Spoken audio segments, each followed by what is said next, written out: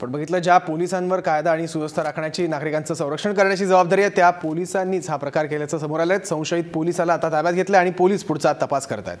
आता बातमी आहे विरोधकांनी काढलेल्या संघर्ष यात्रेची। संघर्ष यात्रा आज पनवेलमध्ये पोहोचली आहे आणि विरोधकांनी सुरू केलेल्या संघर्ष यात्रेचा आज पनवेलमध्ये समारोप होतोय। या सभेच्या समारोपाला शरद पवार स्वतः उपस्थित राहणार आहेत। या यात्रेनंतरही कर्जमाफी झाली नाही तर राज्यभरात चक्काजाम आंदोलन करण्यात येणार असल्याचा इशारा अजित पवार यांनी कालच दिला आहे। त्यामुळे आजच्या सभेत विरोधक काय भूमिका घेतात याकडे सगळ्यांचं लक्ष लागलं आहे। बघतोय शेतकऱ्यांच्या प्रश्नांवर शेतकऱ्यांना कर्जमाफी देण्यात यावी या मागणीसाठी विरोधकांनी संघर्ष यात्रा सुरू केली होती आणि या यात्रेचा आज पनवेलमध्ये समारोप होतोय। विशेष म्हणजे या सभेच्या समारोपाला शरद पवार हे स्वतः उपस्थित राहणार आहेत, भाषण करणार आहेत। या यात्रेनंतरही कर्जमाफी झाली नाही तर राज्यभरात चक्काजाम आंदोलन करण्यात येणार असल्याचा इशारा यावेळी अजित पवार यांनी दिला आहे। त्यामुळे आजच्या सभेत विरोधक नेमकी काय भूमिका घेतात याकडे सगळ्यांचं लक्ष लागलंय। पनवेलमध्येही सभा होते आहे। संघर्ष यात्रेचा आज शेवट होतोय। शेतकऱ्यांना कर्ज माफ करण्यात यावं या मागणीसाठी ही संघर्ष यात्रा काढण्यात आली होती आणि या यात्रेचा आज शेवट होतोय। पनवेलमध्ये या संदर्भात एक मोठी सभा होईल आणि शरद पवार या सभेत मार्गदर्शन करतील। सन्माननीय पृथ्वीराज चव्हाण साहेब माजी शेतकऱ्यांच्या प्रश्नांसाठी विरोधकांनी यात्रा सुरू केली। सरकारच्या विरोधात एक आघाडी उघडली होती आणि बरेच विरोधी पक्ष जे आहेत ते या संघर्ष यात्रेत सहभागी सुद्धा झाले होते। आणि इतकंच नाही तर शिवसेनेला शेतकऱ्यांचा खरा कळवळा असेल तर त्यांनी सुद्धा या संघर्ष यात्रेत सहभागी व्हावं असं आवाहन सुद्धा या सगळ्या विरोधी पक्षांनी केलं होतं।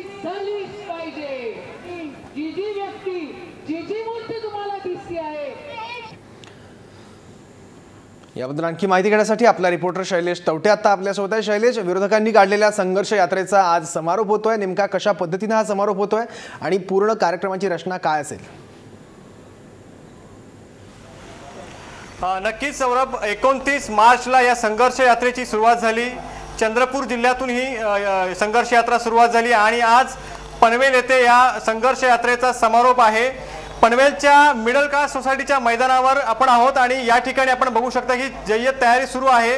साधारण 5 ते 5:30 वाजता या संघर्ष यात्रेला सुरुवात होणार आहे। या सध्या या स्टेजच्या बांधणी सुरू आहे।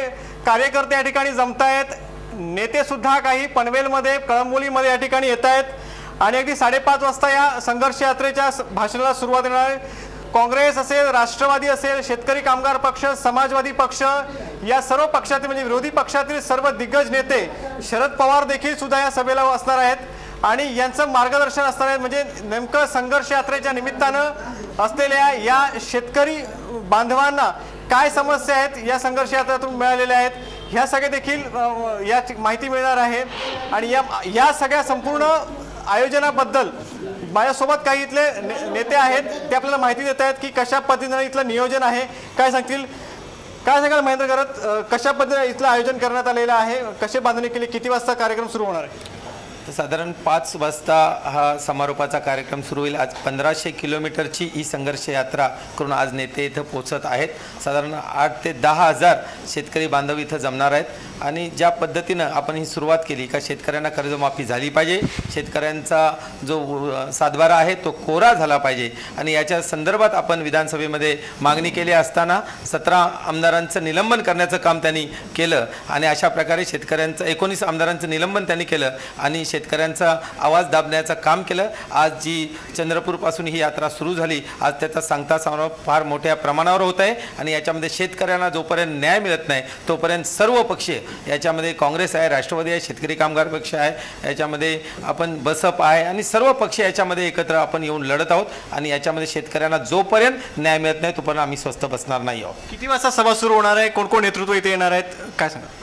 5-5:30ला या ठिकाणी देशाचे माजी कृषी मंत्री आदरणीय शरद पवार साहेब, महाराष्ट्र प्रदेश काँग्रेस कमिटीचे अध्यक्ष आदरणीय अशोकराव चव्हाण साहेब, विरोधी पक्षनेते राधाकृष्ण विखे पाटील साहेब, धनंजय मुंडे साहेब, अजितदादा, सुनील तटकरे साहेब असे शेतकरी कामगार पक्षाचे नेते जयंत पाटील, विवेक पाटील साहेब, बाळाराम पाटील व त्याचबरोबर मीनाक्षी पाटील असे सर्व या ठिकाणी, अबू आझमी साहेब या ठिकाणी सर्व नेते, विरोधी पक्षातले सर्व नेते या ठिकाणी जमणार आहेत।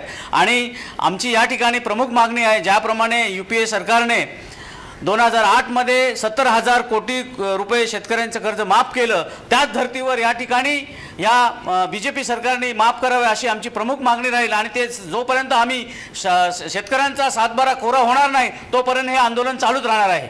नक्कीच या पद्धतीनं संघर्ष यात्रेला आता सौरभ सुरू होणार आहे, कारण 5:30 वाजता ऊन पण देखील आहे. कार्यकर्ते जसे जमायला होत आहेत त्यानंतर 5:30 वाजता नेते मंडळी येतील आणि त्यानंतर ही सभा सुरू होणार आहे. सौरभ, इकडे 5:30 वाजता सगळी नेते मंडळी आणि त्यानंतर इथली सभा सुरू होणार आहे. थँक्यू शैलेश या सगळ्या माहितीबद्दल.